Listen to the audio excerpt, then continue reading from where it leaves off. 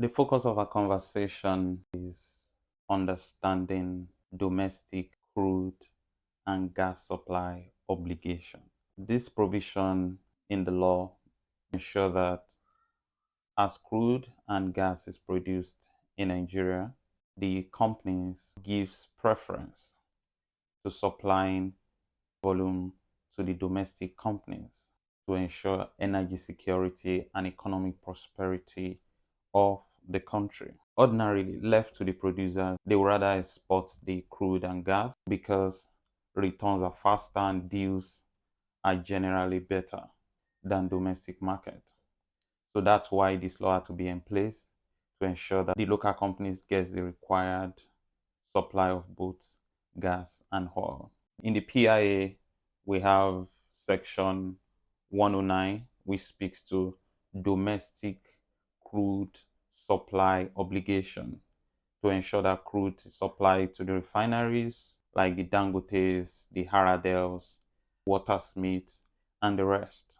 It ensures better refinery utilization, better job opportunities, improves energy security. And for gas, most of the power generation in the country is from gas-powered plants. So it ensures power supply, and for gas-based industry ensures companies are more competitive. This is why this provision is ventral to the development of the country. Somebody may ask, is it all the companies that are enlisted to deliver gas or oil to the local market? Not exactly. There are several parameters to determine the companies that qualify for these domestic obligations. Production volume, access to domestic market, could be through pipeline or existing infrastructure, and pipeline connectivity. For example, for an offshore asset that does not have any pipeline connected to domestic markets, those ones are principally connected to export markets. They are not enlisted as part of the companies that supply to the domestic market. That's why currently for gas, about 27 is enlisted out of about 63 companies that are producing. Quarter 2 2026 reported performance for oil is very impressive.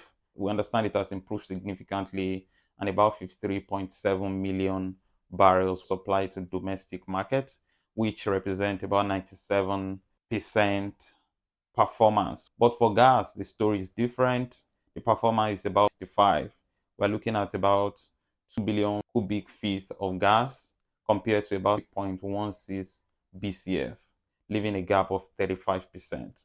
And this is the major reason for the proposed swap to really test this. Some goal of the regulator in this, principally NMDPRA determines what's the domestic requirement for a particular period and informs NUPRC. NUPRC then does the allocation of the volume that each company will bring and ensures the enforcement. So if this swap arrangement works, there are potential for more companies to be enlisted. And there are many benefits to this. For example, company A and B. A is closer to the export market, B is closer to the domestic market. The arrangement for this swap is such that company A supplies to export, while company B meets the need of the domestic market, and there is a net off.